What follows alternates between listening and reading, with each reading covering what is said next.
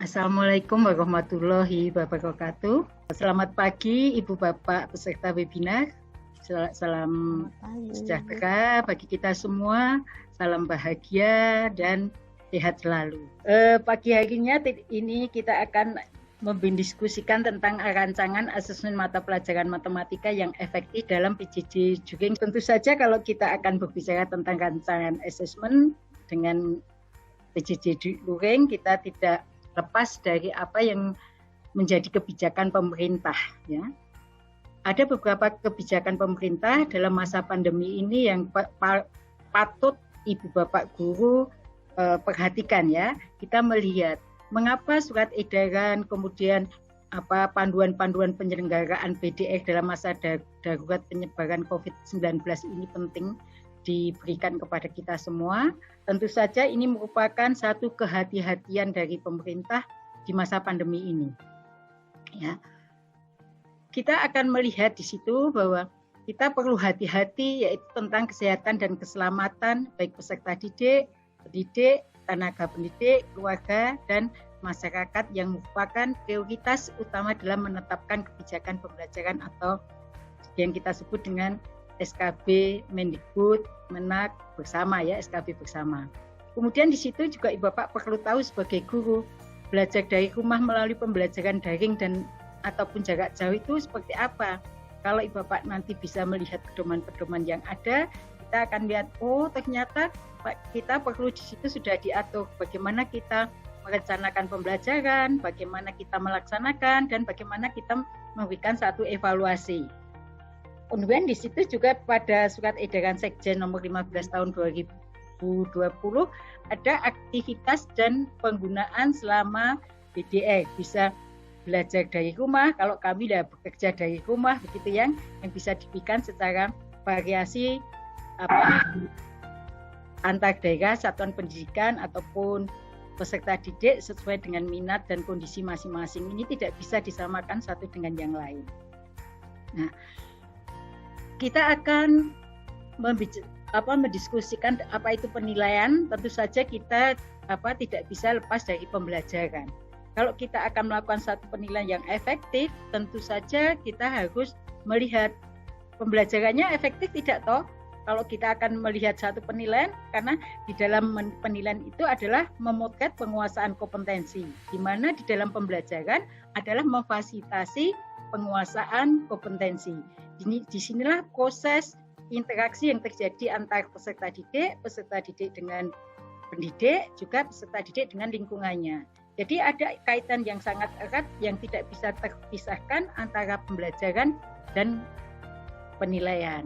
Nah, sedangkan penilaian tersebut adalah memotret penguasaan kompetensi. Ini nanti yang akan kita diskusikan secara agak sedikit dalam supaya guru itu tiba-tiba memberikan satu penilaian tetapi dalam pembelajaran sama sekali tidak pernah tersentuh. Ini yang nanti kita akan diskusikan. Nah, di era pandemi COVID-19 tentu saja kita harus pandai-pandai memilih pembelajaran penilaian yang esensial. Karena tidak mungkin pada era pandemi saat ini Bapak akan menuntut semua KD akan tuntas, tidak. Tapi kita harus sebagai guru adalah betul-betul bisa memilih mana pembelajaran yang penilaian itu esensial. Nah, tentu saja ini kaitannya erat dengan kompetensi ataupun materi esensial yang harusnya Ibu Bapak pilih. Ya. Tidak sulit sebetulnya, ya, kalau kita sudah biasa mengajar, oh ini masuk KD yang esensial loh, ini KD yang misalkan ada kurang begitu penting, ya kurang, ya begitu. Sehingga saya membayangkan seperti yang tertera di dalam tayangan ini, Ibu Bapak melihat bahwa kalau pembelajarannya saya itu akan mengajarkan, ini hanya contoh aja gambaran segitiga, saya pasangkan segitiga karena kami orang matematik, ya, itu hanya satu gambaran. Maka penilaian yang kita lakukan harus cocok. Karena kita melihat ada beberapa kegiatan yang kita lihat, kadang-kadang kita itu memberikan sesuatu penilaian yang mana, saya belum belajar ini, tiba-tiba kok saya dapat dinilai ini. Nah, ini nanti akan kita lihatkan banyak pada diskusi kita nanti, saat diskusi kita akan diskusi lebih dalam, ya. Nah, apa itu materi esensial? Ini perlu guru tahu persis apa itu materi esensial, ya, yaitu merupakan materi yang penting yang harus dikuasai oleh siswa. Dan materi ini adalah berkesinambungan yang terdapat pada semua jenjang kelas. Dan juga apalagi sering diperlukan untuk mempelajari mata pelajaran yang lain dan memiliki nilai terapan dalam kehidupan sehari-hari. Ini materi esensial. Jadi kalau Ibu Bapak bayangkan kalau Ibu Bapak menjadi tim pembuat soal itu mesti dipilih tidak semua materi yang apa adanya, tidak, pasti dimilih adik-adik yang esensial mana yang harus saya ukur pada siswa. Nah, materi-materi esensial ini tentunya harus tidak ditawar lagi, kalau bisa Ibu Bapak harus membelajarkannya. Nah, dengan adanya COVID-19 tentu saja kita perlu mengadakan adaptasi baru sistem pembelajaran dan penilaian.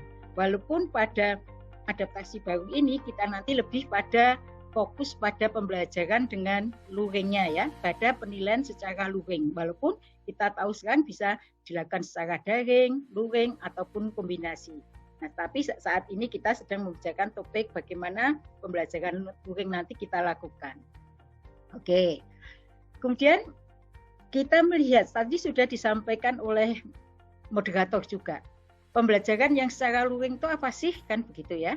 Nah, pembelajaran matematika secara luring kami melihat ini ada di pedoman juga Ibu Bapak. Tidak sulit, semua apa yang akan kita lakukan itu pemerintah sudah memfasilitasi. Sekarang banyak sekali beredar, saya baru kemarin sore ya, dapat kiriman dari teman-teman yang ada di GTK, yang tim kami dulu ada di Mbak Esti di PKB dan PKP ya. Iya, betul. Iya, memberikan banyak, ada penilaian untuk SD, ada materi itu saya luar biasa. Banyak sudah difasilitasi oleh pemerintah ya. Jadi pada pembelajaran matematika secara luring ini akan bisa menggunakan buku, modul, bahan ajar dari lingkungan sekitar. Nah, yang paling saya inginkan Pak ya, sebetulnya saya sudah lama memberikan semangat pada guru mulailah saat mengajar itu mengembangkan yang namanya LKPD untuk setiap nafasnya indikator yang esensial. LKPD itu penting. Dan pada webinar yang pertama sudah disampaikan Bu Enung pada minggu pertama atau bulan pertama itu ya, tentang bagaimana mengembangkan pembelajaran dengan luring. Saya senang itu ya. Nah, kemudian bisa juga menggunakan media televisi dan radio. Nah, tentu saja kalau dengan fasilitas pembelajarannya semacam ini, kita pun penilaiannya harus imbang, tidak boleh lepas dari apa yang sudah kita berikan, kan begitu ya. Sehingga hal ini juga didukung oleh apa yang disampaikan oleh Pak Jemari Magdafi, bahwa setiap pendidikan harus disertai dengan pembaharuan sistem penilaian. Saya sangat-sangat setuju ya. Kemudian juga bahwa setiap layanan pendidikan matematika butuh sistem penilaian yang sesuai. Nah, pada penilaian matematika secara luring ini, tentu saja kita nanti juga akan melakukan satu penilaian yang mana mekanismenya tetap mempertimbangkan protokol dari kesehatan, tidak bisa lepas dari itu. Nah, ini satu sedikit gambaran ya, walaupun hanya sepintas, tapi ini bisa memberikan gambaran pada kita. Nah, apa yang kita berikan di dalam pembelajaran yang tadi sudah bisa kita lihat, bisa melalui buku, bisa modul, kemudian bisa lewat televisi, bisa lewat radio. Nah, tentunya penilaiannya apa? Jadi penilaian yang dapat dilakukan melalui pengumpulan hasil kerja dan tugas. Ya apa? Ya saat kita merencanakan satu pembelajaran tadi. Nah, penilaian, maaf sih salah ketik ya, bisa melalui penilaian autentik, bisa berbasis tugas atau portofolio, penilaian diri, dan penilaian yang melibatkan siswa dan orang tua. Nah, maka di sini perlunya dibangun suatu mekanisme komunikasi antara guru, siswa, dan orang tua. Saya senang Ibu Bapak ya. Kalau selama ini mungkin, mohon maaf kalau saya harus bicara jujur ya, bahwa selama ini dimungkinkan pendidikan itu kayaknya menjadi tanggung jawab penuh oleh guru ya. Saya kadang-kadang begitu. Saya sebagai orang tua kadang-kadang juga merasakan begitu. Saya serahkan sepenuhnya anak saya pada guru saya. Saya mengajari guru saya, tapi saya jarang mengajari anak saya gitu kan. Karena apa yang dikatakan guru itu bagi anak luar biasa ya. Nah, ini yang kita nanti perlu hati-hati. Dibangun mekanisme komunikasi guru dan siswa orang tua. Sekarang orang tua memang ini yang saya gembur, ikut bertanggung jawab bahwa pendidikan itu tidak hanya menjadi tanggung jawab sepenuhnya oleh guru, tetapi tidak boleh juga guru melepaskan begitu saja karena dimungkinkan latar belakang orang tua pendidikannya tidak dari guru. Jadi maka perlu adanya komunikasi yang bagus antara orang tua dan guru ini yang nanti di dalam pembelajaran di luring itu. Nah, kita melihat karena kita berbicara penilaian, tentu saja kita tidak lepas dari pergeseran paradigma penilaian. Ini bukan barang yang asing oleh guru dan sudah lama guru ini sebetulnya perlu tahu tentang ini. Yang mana bahwa dominasi penilaian terhadap pembelajaran oleh guru digeser pada penilaian untuk pembelajaran atau penilaian sebagai pembelajaran. Penilaian bukan lagi hanya penilaian itu juga sebagai instrumen yang dapat mendorong pembelajaran peserta didik. Jadi kalau saya membayangkan saya sebagai guru, maka anak dilakukan penilaian itu akan senang banget. Saya harus belajar karena nanti hak saya untuk dinilai oleh guru saya. Maka inilah sebagai nanti instrumen ya.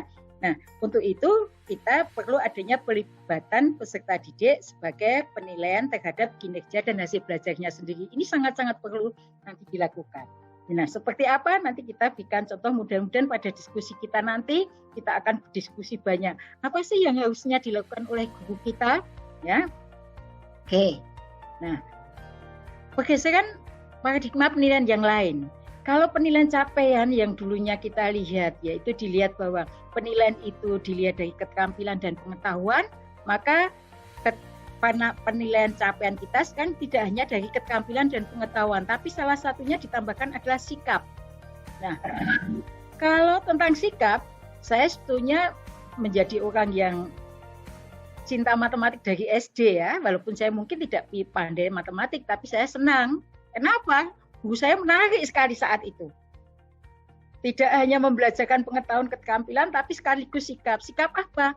Jelas kalau orang matematika tahu. Orang yang senang matematika, pasti dia banyak mengembangkan tentang sikap jujur. Ya jelas. Kerja keras. Wah, dia ingin sekali. Saya ingin menyelesaikan. Disiplin, saya mengumpulkan tugas-tugas tepat waktunya. Begitu ya. Kemudian komunikatif, tanggung jawab.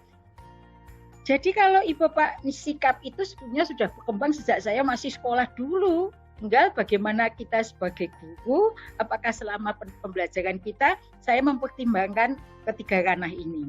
Jadi kalau saya sebagai guru, saya bisa bayangkan orang menilai itu harus menggunakan hati. Saya katakan, sehingga kalau saya berkelakar sama guru saya yang saya latih, mohon maaf jangan tersinggung, tapi kalau tersinggung juga boleh ya. Saya selalu katakan begini, guru itu jasanya banyak, oke, betul. Tapi kadang-kadang dosanya juga banyak. Apa dosanya guru? Bukan sebagai koruptor, ada bukan. Tetapi apabila melakukan penilaian dengan tidak benar. Karena nilai bagi siswa itu sesuatu yang, begitu ya, menurut saya sebagai siswa dulu. Jadi saya senang nanti kita akan berikan contoh-contoh bagaimana supaya saya sebagai guru itu, murid saya menjadi, saya rindu akan saya guru. Saya sangat setuju itu. Dan saya sebagai murid, di mana guru saya yang galak apapun bentuknya, tetapi kalau itu membuat saya menjadi hebat, kenapa tidak? Nanti kita berikan contoh. Oke, nanti kalau sudah saya ngomongnya tadi panjang Mbak Esti ya. Oke, nanti kita lanjutkan dalam diskusi. Nah, paradigma pergeseran yang lain mana? Bahwa pembelajaran yang berpusat pada guru berubah kepada pembelajaran yang berpusat pada siswa. Sehingga proporsi penilaian nanti adalah proses pembelajaran melalui assessment for learning dan assessment as learning lebih dominan daripada proporsi penilaian terhadap hasil belajar. Jadi kita berikan contoh lebih dalam. Nah, bagaimana assessment yang efektif? Tentu saja kita akan melihat assessment yang efektif yaitu bahwa assessment yang dilakukan secara maksimal untuk mencapai satu tujuan sesuai dengan yang diharapkan. Tentu saja ini kaitannya dengan IPK. Dengan pemilihan cara yang benar. Alatnya juga harus benar, kan begitu. Nah, untuk itu guru perlu melakukan analisis lingkup materi. Mohon maaf kalau saya harus jujur. Ya, harus jujur. Ini karena saya dengan guru tidak mau pura-pura jujur. Ada saya bela mati-matian di pengambil keputusan, tapi kalau di depan guru no way ya. Saya guru harus memang begitu. Apa yang kita lihat di dalam analisis lingkup materi ini, hampir masih banyak ya, masih banyak sebagian guru kita itu masih kesulitan menurunkan KD ke dalam indikator. Saya bayangkan kalau guru itu menurunkan indikator aja tidak tepat, sulit, maka apakah akan mencapai tujuan? Ya ibaratnya kalau kita naik taksi ya, kalau taksi kan sudah ada ya, langsung kemana tujuan bisa tercapai. Misalkan kita naik mobil diantar, kalau saya ibu diantar suami, saya mau kemana Bu? Ya udah, pokoknya diantar saja kemana saja. Nah, tentu saja tidak akan sampai tujuan. Dan kalau saya bilang, oh ya diantar ke pasar, langsung kita menuju pasar.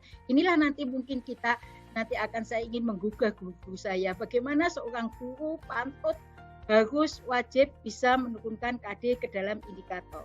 Banyak guru ditanya, kenapa indikatornya ini ketawa? Kenapa ketawa? Saya copy paste Bu, jujur, tapi lebih ya setidaknya ibu bapak sudah jujur. Saya senang, saya lebih senang pada yang jujur daripada yang pura-pura ya. Sehingga saya akan mengajak, ayo menurunkan indikator itu bukan barang yang sulit, sangat gampang dan itu harus bisa. Oke. Nah, sekarang pada saat pembelajaran secara luring ibu bapak, selama ini sebagai guru dimungkinkan kita sedikit melupakan tentang yang namanya penilaian kualitatif ya, sadar atau tidak sadar. Nah sekarang tidak bisa lagi. Penilaian kualitatif sudah harus mulai mengintervensi pada pembelajaran secara luring. Apa itu penilaian kualitatif? Tentunya yaitu penilaian yang mendorong penilaian menjadi semakin bermakna dan berdaya guna bagi perkembangan belajar peserta didik. Nah, tentu saja hasil peserta didik selama BDR ini diberikan umpan balik yang bersifat kualitatif dan berguna dari guru tanpa harus terjebak selalu memberi nilai atau skor nilai kuantitatif. Ingat ya, jangan terjebak memberikan nilai kuantitatif. Sehingga umpan balik positif ini perlu diberikan guru kepada peserta didik. Karena dengan umpan balik saya yakin guru itu mempesona betul. Cuma dibilang, kamu hebat nak. Wah, anaknya minta ampun. Saya kalah sebagai orang tua, anak saya itu jatuh cinta pada gurunya. Ibunya nggak dilihat pokoknya. Ibu aku kalau tidak lihat guru saya yang itu sehari, tak cari di mana kelasnya. Itu yang harusnya guru ada di situ. Oke, saya lanjutkan. Nah, salah satu adalah penting dalam penilaian PJJ, penilaian jarak jauh yang luring tadi adalah salah satu yang sebetulnya ini bukan barang yang asing, tetapi mohon maaf kadang-kadang tidak dilakukan oleh guru saya ya. Saya anggap guru saya itu anak-anak saya lah, marah sama gurunya juga boleh, saya tetap harus ngomongnya jujur ya. Nah, penilaian otentik sedekat mungkin dengan dunia nyata ya, di otentik itu. Dan ini merupakan bagian terintegrasi dengan pembelajaran. Ingat ya, bahwa di dalam penilaian tidak lepas dari yang namanya satu pembelajaran. Salah besar kalau ibu bapak memisahkan antara pembelajaran dan penilaian, tidak bisa ya. Dan bisa juga menggunakan teknik dan instrumen yang beragam, dan yang paling penting adalah berorientasi pada penyelesaian tugas yang kompleks. Saya ambil contohnya di sini adalah problem kontekstual. Sekarang sedang marak-maraknya terhadap kasus corona. Saya hanya mengambil aja kemarin, lihat salah satu grafik diagram batang. Kenapa diagram batang? Saya ambil ini mungkin nanti kalau untuk SD, SMP agak masih sesuai ya. Sederhana, kita sebagai tidak sulit mencari soal. Perhatikan grafik jumlah penderita COVID-19 yang sembuh, grafik jumlah penderita COVID-19 yang sembuh dan meninggal di Indonesia. Nah, saya hanya meminta anak tadi berdasarkan grafik di atas, bagaimana pendapat kamu tentang apa? Ya tentang penderita COVID tadi yang sembuh, meninggal dan di Indonesia. Tidak usah diberikan platform harus begini. Silakan anak bisa mengembangkan, mengeksplorasi pengetahuannya di sini. Ini yang contoh di yang otentik. Tetapi saya maaf. Nah, yang hot. Nah, apa bedanya dengan yang tadi? Satu, tadi yang otentik ya, kemudian esensial berorientasi dengan hot. Ini sedang marak. Hot Bukan berarti soalnya adalah soal yang sulit, tidak.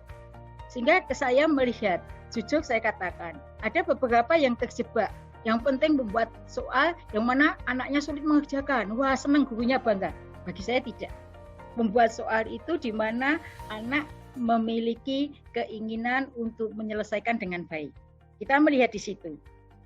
Penilaian yang esensial berarti penilaian dilakukan terhadap kompetensi atau materi yang esensial.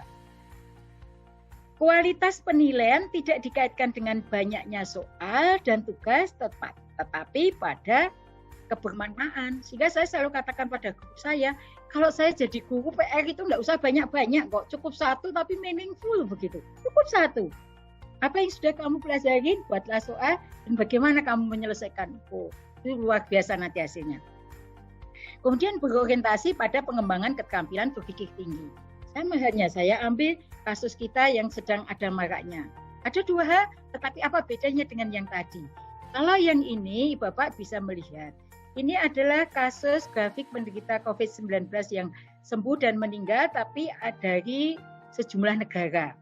Nah, kita mencermati di situ pertanyaannya. Ingat, kalau pertanyaan yang hot itu tentu kalau Bapak melihat ada yang namanya bagaimana, mengapa, kan begitu ya, C4. Cocok. Bagaimana pendapat kamu tentang penderita COVID yang sembuh, meninggal di Indonesia dibandingkan, ada kata-kata dibandingkan dengan negara lain. Nah, Bapak akan lihat kata kerja operasional dibandingkan, walaupun nanti kita akan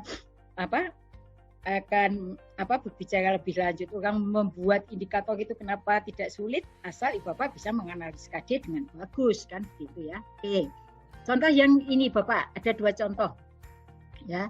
Ada 2 contoh gambar yang di atas. Sama-sama untuk menghitamkan pada gambar. Tapi apa bedanya dengan yang di kiri dan di kanan? Kalau di kiri, apakah itu menjadi masalah? Yang kanan?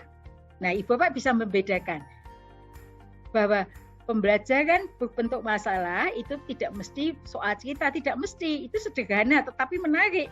Sangat sederhana tetapi itu menarik. Nanti silakan Bapak dipertimbangkan.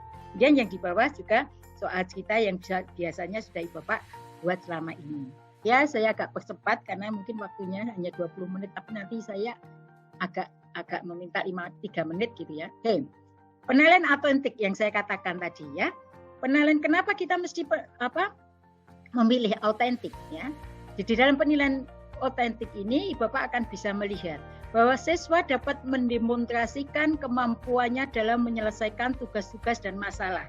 Nah, ingat tadi di pembelajarannya, kalau guru itu pandai-pandai membuat LKPD, kemudian lembar tugas, lembar penilaian, ingat, guru itu harus bisa membedakan antara lembar kerja, lembar tugas, lembar penilaian. Saya yakin tidak sulit membuat seluruh LKPD yang ada di seluruh indikator esensial. Saya tantang kok guru-guru saya. Saya sudah pernah membuktikan hanya dalam waktu tidak sampai 1 bulan, 1 semester jadi. Tapi maaf untuk SMP, waktu saya membuat disertasi dulu. Tidak sulit. Guru hanya tebar pesona di depan kelas dengan semua yang sudah saya siapkan. Nah, mengapa kita tidak lakukan ini? Oke ya. Kemudian siswa dapat mengaplikasikan pengetahuan dan keterampilannya ke dalam tugas-tugas yang autentik. Jelas. Kenapa tugas yang autentik? Karena dalam saat PJJ luring ini tentu saja kita tidak bisa berkomunikasi secara langsung pada siswa, maka tugasnya harus betul-betul tugas yang autentik. Kemudian di dalam penilaian autentik ini, siswa juga dapat mengekspresikan pengetahuan dan keterampilannya dengan cara mensimulasikan situasi yang dapat ditemui di dalam dunia nyata di luar lingkungan sekolah. Ingat lagi, simulasi tadi diharapkan dapat mengekspresikan prestasi atau performance siswa yang ditemui dalam praktek dunia nyata. Ini ya Bapak, saya akan sedikit agak cepat di dalam strategi penilaian karena kita sudah tidak asing bagi guru. Di salah satunya yaitu bisa dengan melakukan penilaian kinerja. Juga bisa dengan observasi. Jelas ini sangat cocok dengan PJJ kita yang luring. Ada pertanyaan terbuka. Tidak lagi pertanyaan terbuka itu kayak apa ya? Saya contoh di matematik gampang banget.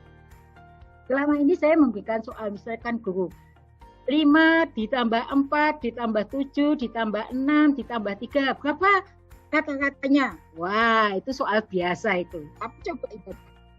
buatlah 5 buah bilangan yang kata-katanya 5. Wah, banyak jawaban. Itu adalah surat terbuka yang mana bisa betul-betul melihat berapa kompetensi yang dimiliki siswa kita. Oke, ada portofolio juga bisa digunakan. Kemudian penilaian pribadi atau self assessment juga jurnal. Ini tidak usah kita bahas. Mestinya guru kami sudah banyak belajar tentang ini. Oke. Nah sekarang bagaimana? Ini yang tadi dikatakan Mbak Esti. Kita merancang asesmen yang efektif. Nah tentu saja di dalam masa PJJ Luring kita akan melihat apa yang sudah kita rancang pada pembelajaran PJJ Luring. Ya, di situ nanti ada perencanaan, ada pelaksanaan, dan evaluasi. Saya melihat di dalam PJJ Luring kita, evaluasi adalah bisa kita lihat dari, ini kita lihat di pedoman. Bagus itu pedomannya, kalau Ibu Bapak baca, sebenarnya sebagai guru tidak usah risau. Isian lembar kertas aktivitas peserta didik. Juga ada hasil pemantauan orang tua atau wali. Hasil penugasan aktivitas harian, penilaian diri siswa, tadi cocok kan dengan penilaian yang autentik tadi. Bisa juga jurnal, bisa juga dengan portofolio.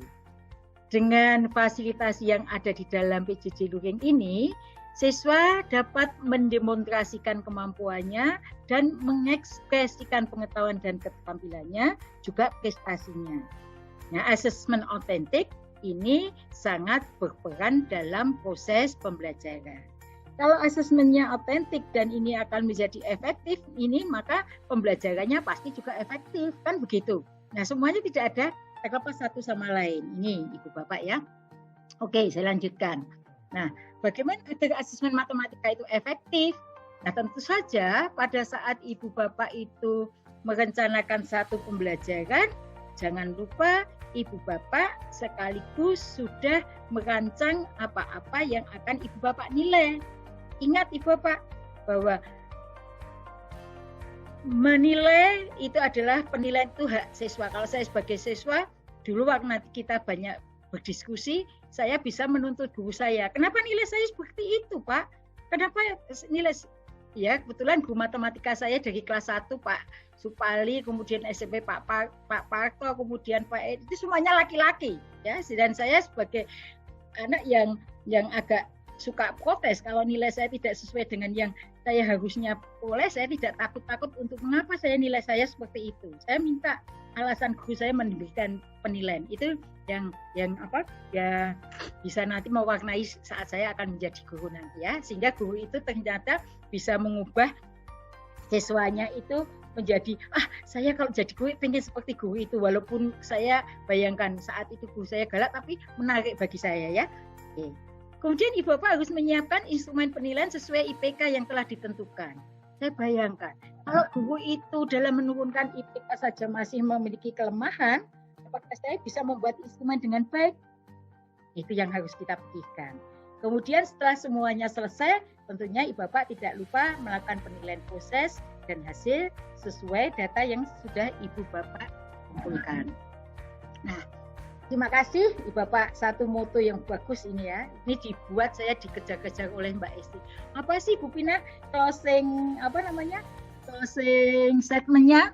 Ini saya ubah sampai 3 kali. Saya harus membuat yang dengan mendadak itu apa? Ternyata saya terinspirasi. Mengajar itu seni menurut saya. Saya buatlah satu asesmen sebagai satu kegembiraan yang datangnya selalu ditunggu oleh peserta didik. Jadi sebagai peserta didik itu dia tidak harus ditunggu untuk dinilai, tapi kalau bisa, kapan saya dinilai sehingga saya akan melihat kompetensi yang harus saya miliki. Ini yang saya inginkan dari diri kita. Masih ada waktu Mbak Esti, 2 menit lagi? Bisa? Boleh, silakan. Saya minta Ibu Bapak peserta webinar yang kami cintai, yang kami sayangi, siapkan 1 kertas dan 1 pena. Oke ya, 1 menit. Saya akan melihat apakah Ibu Bapak masuk siswa saya yang cepat berpikir, yang sedang atau yang lambat berpikir, slow learners. Oke, tidak marah boleh ya. Sudah siapkan pena dan kertas, tidak boleh pakai pensil. Oke, saya buka ya, saya mulai. Oke. Nah, saya akan mengambil 4 buah bilangan secara cepat. 4 buah saja, tidak banyak. Dari 4 buah bilangan angka, ya maaf di angka ya, angka yang saya ambil dengan cepat, saya memiliki angka itu sampai 9. Dengan cepat saya akan mengeluarkan 4 bilangan, kemudian 4 angka. Nah, dari 4 angka itu tolong Ibu Bapak pindahkan ke dalam kotak-kotak itu sehingga nanti nilainya menjadi kalimat matematika yang benar. Saya mengeluarkan di atas adalah 12 lebih kecil dari 34, betul? Itu yang diinginkan. Waktunya hanya 1 menit. Tolong dikasih waktu 1 menit. Ya. 1 menit ya. 1 menit, Ibu Bapak dalam 1 menit bisa menyelesaikan lebih dari 10 atau kurang dari 10 atau antara 5 sampai 10. Kita lihat mulai ya. Bilangan saya akan keluarkan. Mulai 4. Kelihatan? Oh, nggak kelihatan. Sudah 4, kemudian keluar 5. 5, saya lihat, kemudian keluar 6. Wow, ini kot tanpa saya dan yang 1 8. 4, 5, 6, 8. Waktunya 1 menit dari sekarang.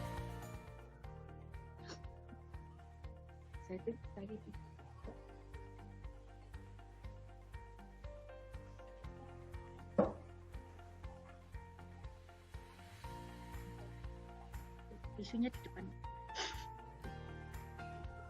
Sudah 1 menit? Sudah 1 menit Mbak Esli? Sudah Bu. Sebentar lagi. Tisu Mbak, belum kering. Makasih. Wes, jangan ditambah waktunya loh Mbak Esli nanti. 1 menit. Oke, sudah? Sudah Ibu. Ya, stop. Nah, sekarang Ibu Bapak nilai. Kalau betul nilainya 2, kalau salah 0. Ibu Bapak dapat nilai berapa? Ya, oke, dapat nilai berapa? Kalau nilainya di bawah 10, hati-hati. Bahwa saya termasuk anak yang lambat dalam berpikir.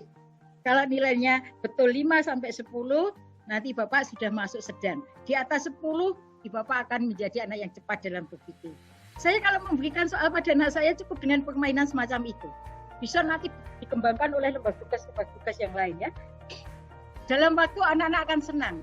Bisa terus ini adalah soal yang terbuka yang mana anak-anak melakukannya dengan senang. Ini hanya satu contoh, banyak contoh yang nanti bisa kita lakukan. Itu saja Mbak Esti, sementara saya kalau saya sudah ngomong tuh nggak pernah mau berhenti. Ya, saya berhenti dulu. Assalamualaikum warahmatullahi wabarakatuh.